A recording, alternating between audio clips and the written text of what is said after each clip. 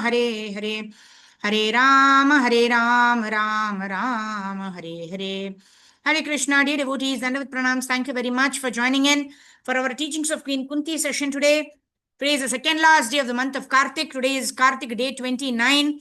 With the grace of Guru and Gauranga for 28 days, we've been able to have this 3 Sandhya program, starting with Mangalarti chanting in the morning from 4:30 to 7. In the afternoon, Sandhya, 12 o'clock. We have been studying Bhagavad Gita yesterday, and today and tomorrow we'll do teachings of Kunti. Tomorrow is the last day of the month of Kartik, and at 6 Sandhya Kal, we'll be having our Kartik prayers, where we are reciting several Ashtakams, Gopi Geetam, Gajendra Moksham prayers for the pleasure of Srimati Radharani, whose month it is today. So let's start with the prayers. Om Namo Bhagavate Vasudevaya.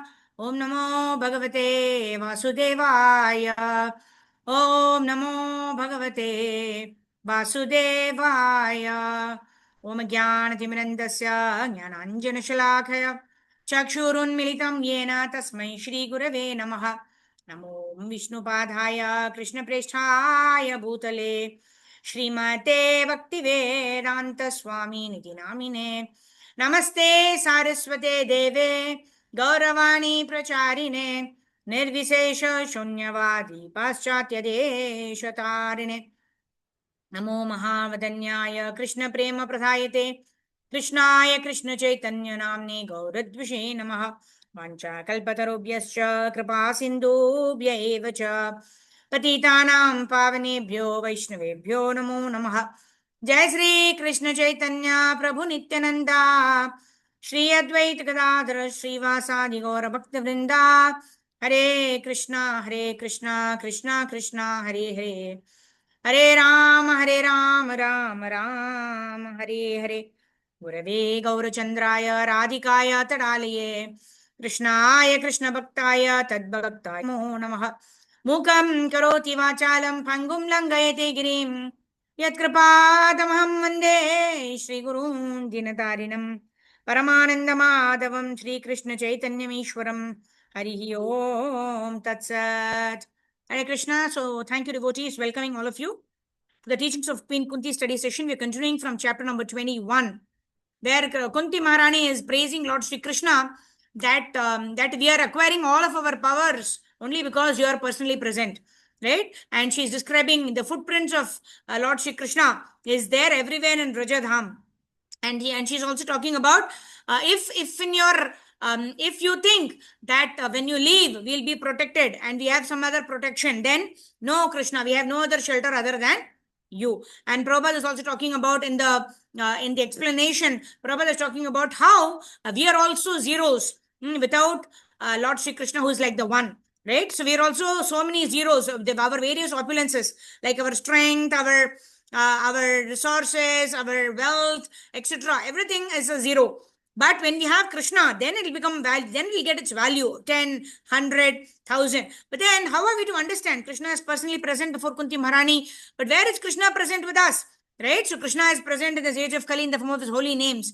When we chant Hare Krishna, Krishna Krishna, Hare Hare, Hare Ram, Ram Ram, Hare Hare, we are in the personal association with Lord Sri Krishna, and we are personally guided by Lord Sri Krishna. And Krishna is also, Kunti Maharani, and Prabhupada in his explanation of this particular verse is also talking about how we can remember Krishna all the time. Rasoham apsikonteya prabhashmi shashishoryayo. Also thinking that everything is happening so perfectly. The sun is rising at the right time in the morning, right? It's all given in the Vaishnava calendar, right? Tomorrow is Kartik Purnima. The moon rise will happen at this time. So all of us, what do? We break our fast, right? Tomorrow Kartik Purnima, we're going to break our Bhishma Panchaka fast, right? So everything is already stipulated and is given in the Panchanga, is given in the Vaishnava calendar. And the sun rises according to that time. The sun sets according to that time. The moon rises according to that time. So we prepare tomorrow, the moon rises at this time. So we have to break our fast at this time. So everything is set. And how is everything working properly? Maya adhyakshena prakriti Suyatesu characharam hetunanena kaunteya jagad viparivartate. So Krishna tells in Bhagavad Gita how everything works according to my direction. Everything works under my superintendence, right? That's what Krishna says. And everything works according to, in Bhagavad Gita, Krishna says, right? Maya adhyakshena prakriti suyate characharam hetu nanena kaunteya jagat viparivartate. So the jagat or the universe is continuously created, maintained, annihilated, and everything is happening under the superintendence, right? It's not done by Krishna, but it is happening under the superintendence of Krishna. They are actually being performed by the energies of the Lord. Just like Brahma has got the seva of subcreation. His form is Vishnu. There is maintenance seva. And then Lord Shiva has got the annihilation seva.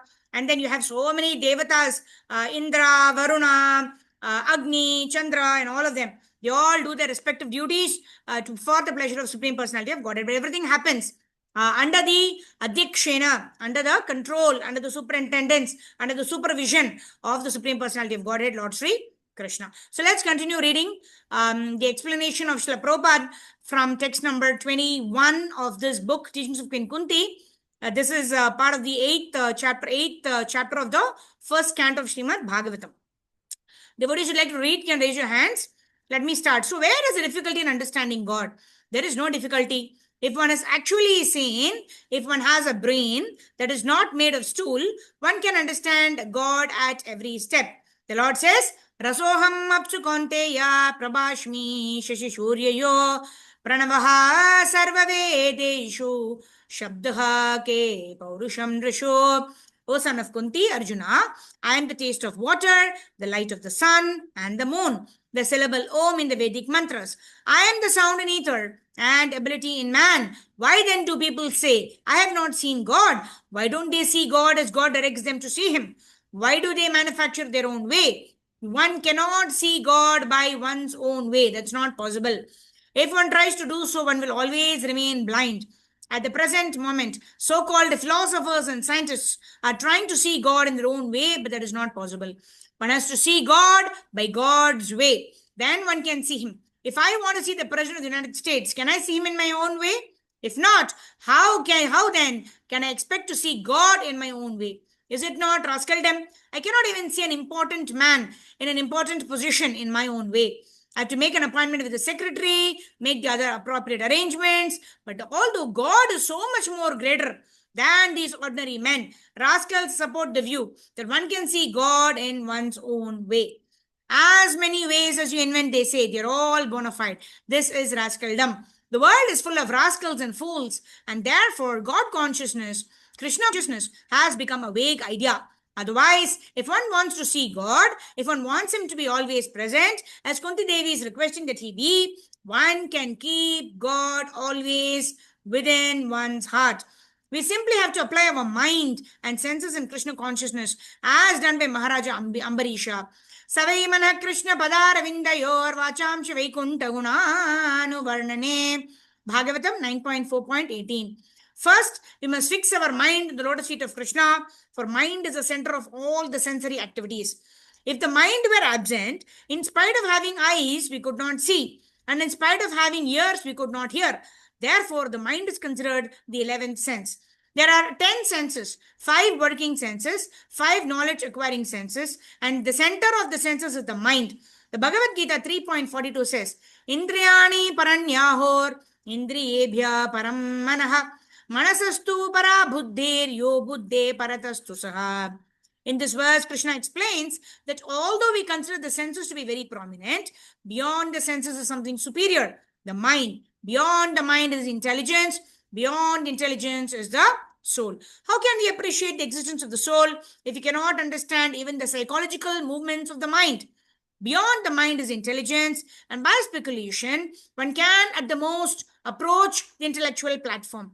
But to understand the soul and God, one must go beyond the intellectual platform. It is possible to understand everything, but we must gain understanding through the right channel.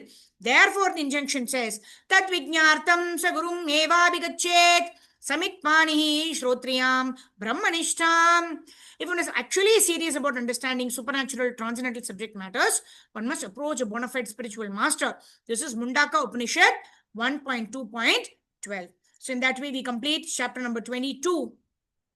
So Krishna also says the same thing in Bhagavad Gita, right? That we have to approach a bona fide spiritual master, render service unto such a bona fide spiritual master, and in this way, the transcendental truth is revealed in the heart of the disciple by the bona fide spiritual master. Tadvidi pranipatena परिप्रश्नेन सेवया उपदेक्ष्यन्ति ते ज्ञानं ज्ञानिनस्तत्त्वदर्शिनः तद्विधि प्रणिपातेन परिप्रश्नेन सेवया.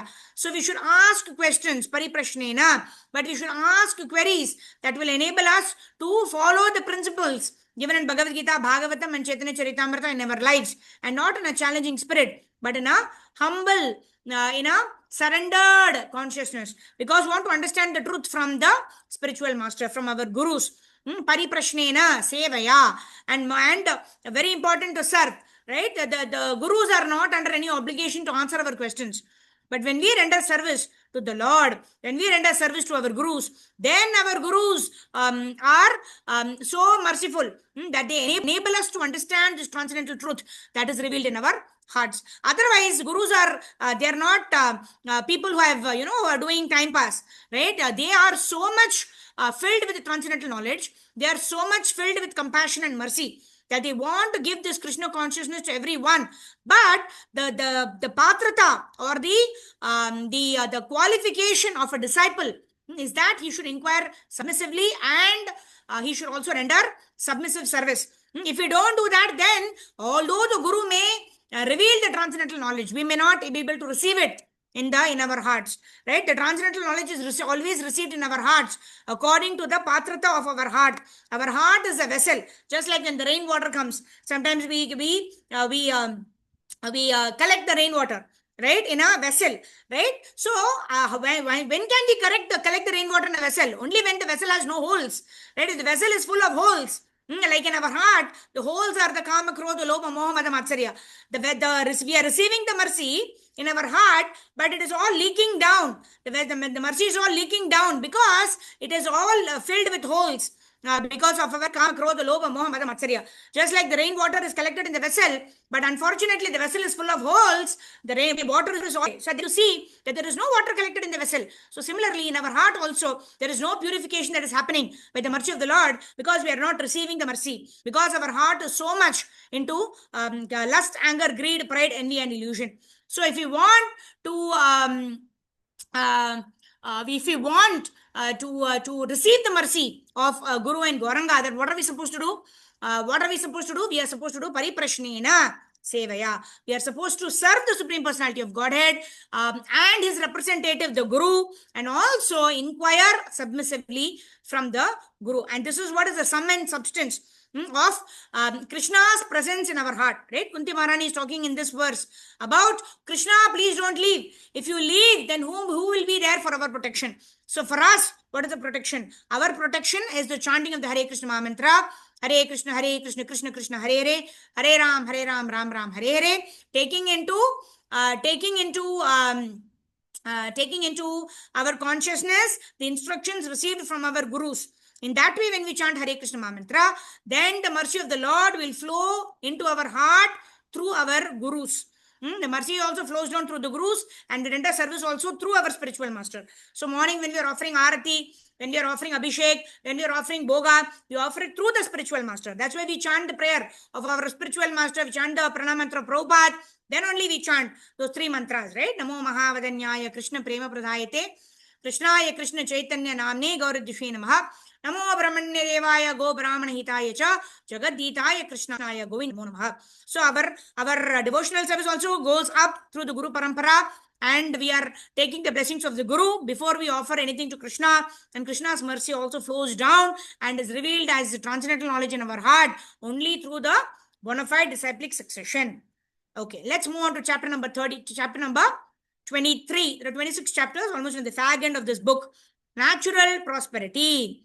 Ime jana pada svriddha supakvaushadi virudah Vanadri nadi udanvanta hi edhane tava vikshitahi.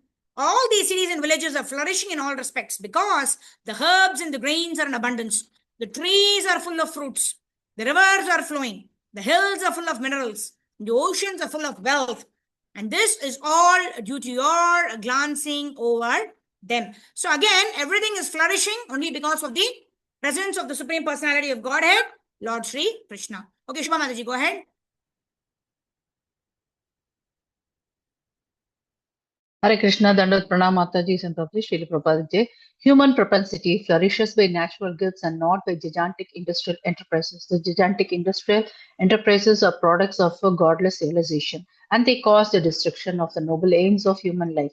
The more we go on increasing such troublesome industries to squeeze out the vital energy of the human beings, the more they will be unrest and dissatisfied of the people in general. Although a few only can live lavishly by exploitation. The natural gifts such as grains and vegetables, fruits, rivers, the hill of jewels and minerals, and the seas full of pearls are supplied by the order of Supreme. And as he desires, material nature produces them in abundance or restricts them at times. The natural law is that the human being may take advantage of these godly gifts by nature and satisfactorily flourish on them without being captivated by the exploitative motive of lording it over material nature. The more we attempt to exploit the material nature according to our whims of enjoyment, the more we shall become entrapped by the reaction of such exploitative attempts. If we have sufficient grains, fruits, vegetables, and herbs, then what is the necessity of running a slaughterhouse and killing poor animals? A man need not kill an animal if he has sufficient grains and vegetables to eat. The flow of river water fertilizes the fields, and there is more than what we need. Minerals are produced in the hills and the jewels in the ocean. In the human civilization, if the human civilization has sufficient grains, minerals, jewels, water, milk, etc., then why should we hanker after terrible industrial expertises at the cost of the labor of some unfortunate men? But all these natural gifts are dependent on the mercy of the Lord. What we need, therefore, is to be obedient to the laws of the Lord and achieve the perfection of human life by devotional service. The indication of Kunti Devi are just to point she desires that God's mercy be bestowed upon them so that natural prosperity be maintained by His grace. Kunti Devi mentioned that the grains are abundant, the trees full of fruits, the rivers flowing nicely, the hills full of minerals, and ocean full of wealth. But she never mentioned that industries and slaughterhouses are flourishing. For such things are nonsense that men have developed to create problems. If we depend on God's creation, there will be no scarcity, but simply ananda, bliss. God's creation provides sufficient grains and grass. While we eat the grains and fruits, the animals like the cow will eat the grass. The bulls will help us produce grains, and they will take only a little, being satisfied with what we throw away. If we take fruits and throw away the skin, the animals will be satisfied with the skin. In this way, with Krishna in the center, there can be full cooperation between the trees, animals, human beings, and all living entities. This is Vedic civilization, a civilization of Krishna consciousness. Kunti Hare Devi Krishna. prays to the Lord. Haribol. Hare- Thank you, Mataji. Dandavats. Thank So, this is Jivo Jivasya Jivanam, right? So, one living entity actually becomes the food of the other living entity, right? So, sometimes people ask, "Oh, you Krishna consciousness people, you say we should not eat meat, etc. But you all have fruits, vegetables, which also have life, like that they say." Right? Yes, fruits and vegetables also come from plants. They also have life. So we are not saying that we are not committing any sinful activity by eating these fruits or plants. But how do we? There is a sanctioned, then there is a sanctified, right? But it is sanctioned for human beings to have fruits, vegetables, this rice that is harvested out of plants, right? All of this is sanctioned for us, but still we are not escaping from the karma of eating an object which has life, right? The fruits and the vegetables, they are growing, the sprouts and everything, they are growing means they have life, and if we are eating that, we are actually curtailing their life, isn't it? So although it is sanctioned, we still incur sinful reactions. So how do we escape from the sinful reactions? That is why we have to make our food sanctified. When we offer to Krishna, and when Krishna honors the bhoga, and Krishna enjoys it. Everything is prepared for Krishna's satisfaction. Everything is created for Krishna's pleasure. So we as living entities also have been created for Krishna's pleasure. But when we don't serve the Lord, then we get entangled into the complexities of this material nature, of wanting more, accumulating more. And Prabhupada says in a lecture how there is enough in this world for a person's need. Even though there is a population explosion all talking about, Prabhupada says they are all nonsense. There is enough and more for God's creation, as much as the population may explode. That is not the real problem. The real problem is the resources are well adequate for every person's need. But the point is, when few people try to exploit and become greedy, and that is the nature of everybody, right? Prabhupada says, if a bird comes and there is a sack of grains, the bird will eat as much as it wants and go away. But when a man comes and he sees the sack of grains, he will take it, whatever is required for him now, and he will also try to carry the entire sack as much as possible. Even at the cost of falling down, he will take it and go. Why? Because he's always wondering what will happen to me for tomorrow, for next month, for next year. So that greed is there, right? Only in human beings the greed is there, right? And the cows eat grass, they are satisfied. And Prabhupada here says, when the fruits are eaten and the skins are thrown away, the animals are happy to eat the skin and run away, right? But and they all eat their prescribed food. The tiger never eats grass. Even if you give him loads of grass, the tiger will never eat grass. Similarly, the cow will never eat flesh. Right? Because they all know what is sanctioned for them and they stick to it. It's like the human beings. They want to eat meat, they want to eat grass, they want to eat pizza, they want to eat paneer, they want to eat everything. Everything. Why? Because just to control the tongue is so difficult. Right? These 5 days, we've been meditating on Vacho Vegam. Right, at a subtle level, right? We are seeking name and fame. We are seeking praise. Oh, she's chanting the verses so nicely. Oh, she gives a very wonderful class. All that, if you are taking and absorbing it, oh, I am so wonderful, then it is not going to give us the desired effect. Right? So we are especially focusing on the last 5 days. Today is the second last day. Tomorrow is the last day of Kartik. Tomorrow is the last day of Bhishma Panchaka. We are anyway doing the vrata of eating fruits and nuts, right? That way the taste is controlled, right? At least for 5 days, right? 4 days, especially in India, it's only 4 days, but at least for that period, we are controlled, right? Only when we are hungry, we eat only fruits and nuts. And that too, we have restriction on the fruits without many seeds. So we have a handful of fruits like banana, we have apple, we have dates, or we have cashew nuts, we have banana. So we have restricted 4 or 5 items. Whenever we are hungry, we take a little bit of them. This is just for the maintenance of the body, right? That's one. That is, taste is taken care of. The second, Vacho Vegam, is the other function of the tongue is to vibrate. So we don't want to talk Gramya Katha. We don't want to engage in any gossip. We don't even want to have the consciousness of talking anything other than about Krishna. So that is what is real control of the urge of the tongue. Vacho Vegam means the urges of the tongue. We want to control the urges of the tongue by following this principle. Anudvega karam vakyam satyam priyam hitam chayat swadhyaya abhyasanam chaiva vanmaya tapo uchyate. Anudvega, talking in a way that's not agitating to others. Satyam, always speaking the truth. Hitam, speaking what is beneficial to others. What is beneficial? Krishna Katha. Apart from Krishna Katha, nothing else is beneficial, right? And then Priyam. Priyam means talking in a way that's pleasing to others, right? Even though we preach Krishna consciousness, we preach according to time, place, and circumstances. How we get the intelligence? Again, by surrender to the Lord. Again, it depends on how we've chanted in the morning. Right? Everything, all the intelligence is received only by the Lord. And when we receive it from the Lord, then we can be sure that, okay, I have pleased the Lord. So I'm getting a little bit of taste in chanting, and we should invest that taste in chanting more.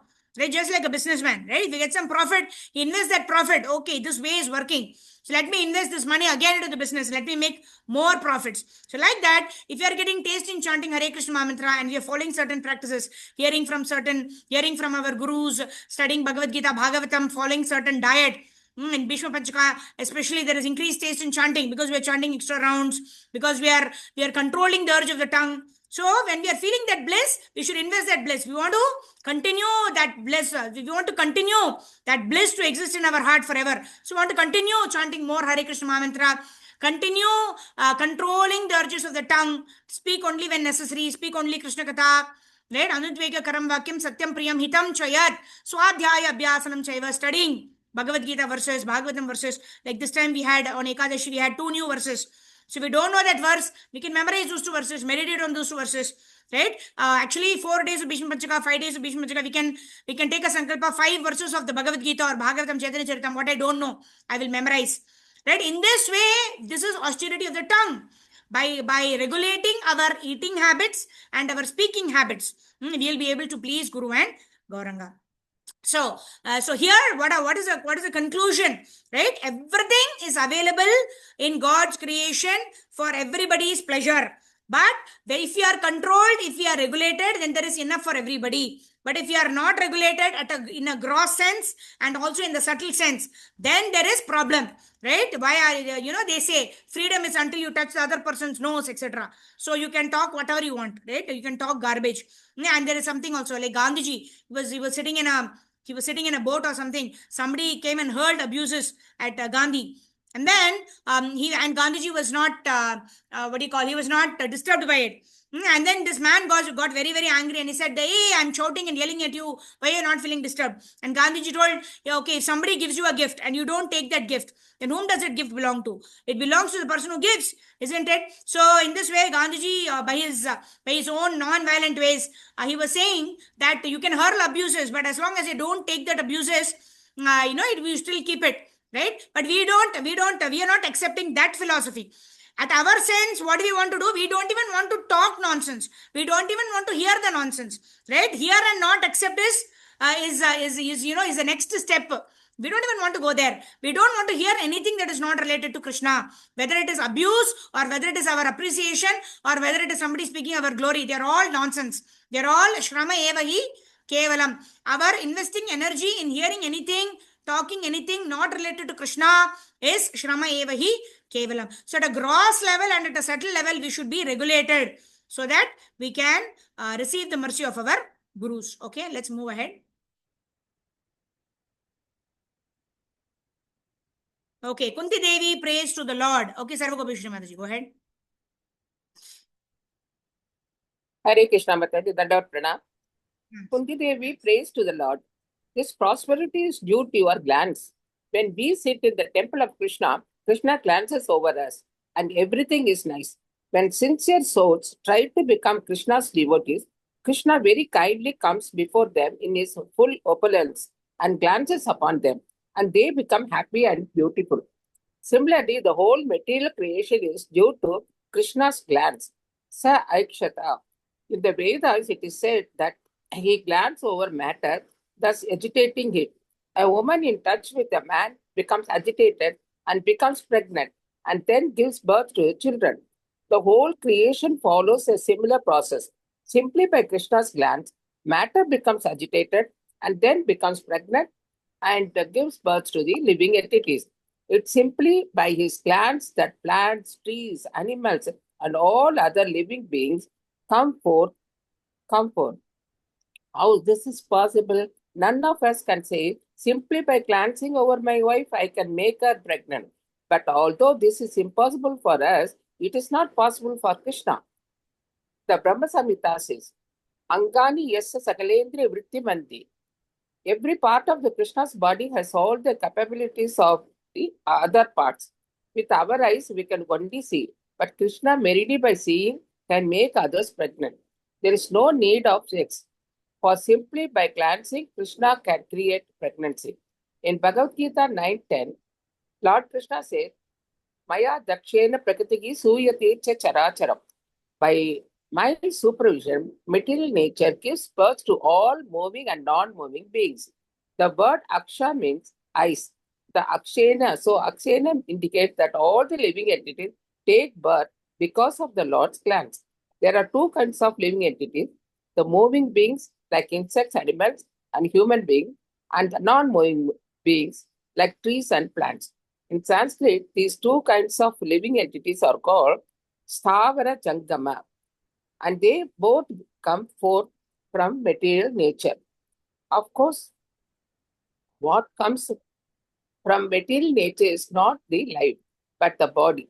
The living entities accept particular types of body from material nature, just as a child takes its body from its mother. For 10 months, the child's body develops from the blood and the nutrients of the mother's body. But the child is a living entity, not matter. It is the living entity that has taken shelter in the womb of the mother, who then supplies the ingredients for the living entity's body. This is the natural way. The mother may not know how from her body another body has been created, but when the body of the child is fit, the child takes birth. It is not that the living entity takes birth. As stated in Bhagavad Gita, na jayate mriyate va. The living entity neither takes birth nor dies. That which does not take birth does not die. Death is not meant for that which has been created, and that which is not created has no death. The Gita says, na jayate mriyate va kadachit. The word kadachit means at any time. At no time does the living entity actually takes birth. Although we may see that the child is born, actually it is not born. Nityaha Sashvato Yam Puranaha. The living entity is eternal. Sashvata, always existing and very, very old. Purana. Na hanyate hanyamani sarire. Don't think that when the body is destroyed, living entity will be destroyed. No, the living entity will continue to exist. A scientist friend was asked, oh, Hare Krishna, Thunder Pranam. So again, this is a basic philosophy of I am not the body, I am the spirit soul, and hence the duty of the spirit soul is to serve the Supreme Personality of Godhead. So, again, here Kunti Maharani is going to the basics. And in fact, Prabhupada is explaining this in this explanation. He takes this opportunity to actually explain about the types of bodies that we will create for ourselves. Right? What antakalicha mami was smaran muktva kalevram yaprayati the madbhavam yatinat atra samshaya. If you remember Krishna, we'll go back to Krishna. Yam yam vapi smaran bhavam tajatyanta kalevram tam tam eveti konteya salatad bhava bhavitaha. So whatever we think at the time of death, that state of being we will attain without fail. So we'll go into the womb of another mother if you don't perfect our life, and whatever we've been thinking throughout our life, whatever we've been watching, whatever we've been speaking, whatever we've been endeavoring with so much hard work, according to that we will get a body. So how do we prevent ourselves from getting into the womb of another mother? By perfecting our life. How do we perfect our life? By engaging our vacha initially in the chanting of the Hare Krishna Mahamantra, and also regulating the tongue by honoring only Krishna Prasadam. So in this way, we know that the first step is to know that I am not the body, I am the spirit soul, and then understanding the Sambandha Gyan of what is the nature of the soul. The soul is part and parcel of the Supreme Personality of Godhead, and the nature of the soul is to render service to the Supreme Lord, and then Abhideya Gyan is to engage in the process of devotional service, and then the Prayojana Gyan is to go back to the Supreme Personality of Godhead in his service. So the first level is to understand that I am not this body, I am the spirit soul. So let me not eat and hog and make my body fat, but rather let me regulate the eating habits so that my body can be maintained as an instrument, as a Lord's temple in the service of the Lord. Okay, now Kishori Mataji, please read. How much minutes we have? About 6 minutes. Yes, go ahead. Hare Krishna Mataji, Dandavad Pranam.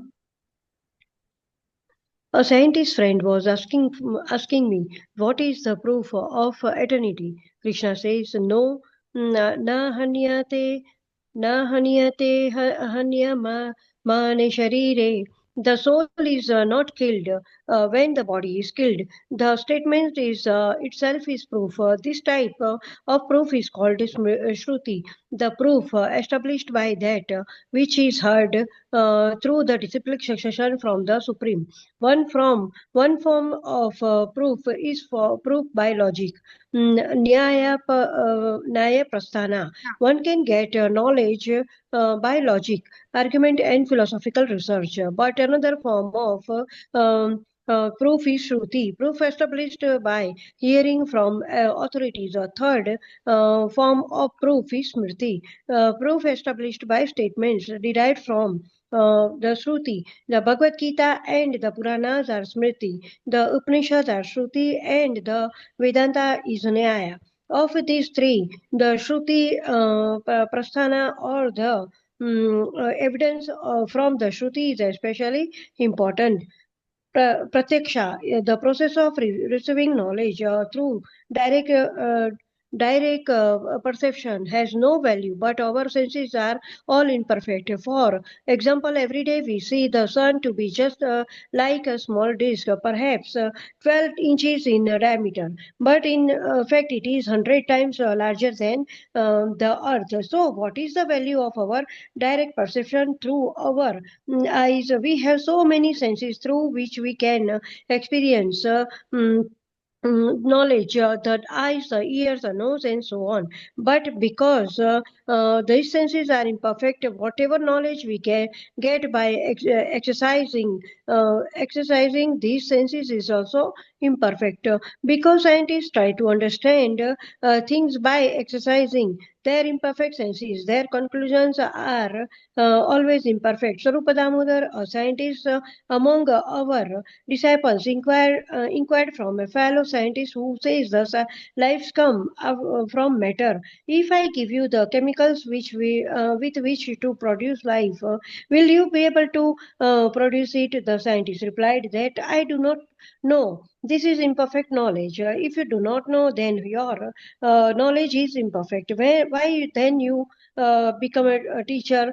That is cheating. Our contention is that to become perfect, one must take lessons from the perfect. Thank Hare you, Krishna Mataji. Mataji. Thank you so much. Dhanavad Thank Pranam. you. Dandavad Pranam. So here Shruti means to hear. There are three pramanas. One is Pratyaksha Praman, and then Shruti. Shruti is to hear, and the other is Anuman. Anuman is to make assumptions. Right? Anuman, we make assumptions, and if the first assumption is wrong, like Prabhupada or someone was giving an example in a mathematical problem, you take the wrong formula, and if the length and breadth are given, you have to find out the area. Length into breadth is the area. But then, but what do you do? The length is given as 5 centimeters, but you take it as 8 centimeters. So your formula is correct, your process is correct, but your initial input itself is wrong. So Anumana is very dangerous. If you have wrong inputs, if you have wrong assumptions in the first place, when we even perform devotional service, we will not attain the desired success. Secondly, what is the other praman? Pratyaksha praman. Prabhupada very beautifully explains here. Prabhupada in Isha Upanishad talks about how we cannot even see our hands in darkness. And here Prabhupada says, gives a very beautiful example of, we look at the sun, we think the sun is about 13 meters in diameter. But then we know that the sun is even bigger than the earth. So what is our value of seeing? What we see with our eyes, that's Pratyaksha praman. We want to see God. But have we created the eyes to see God? Right? There are people who see God.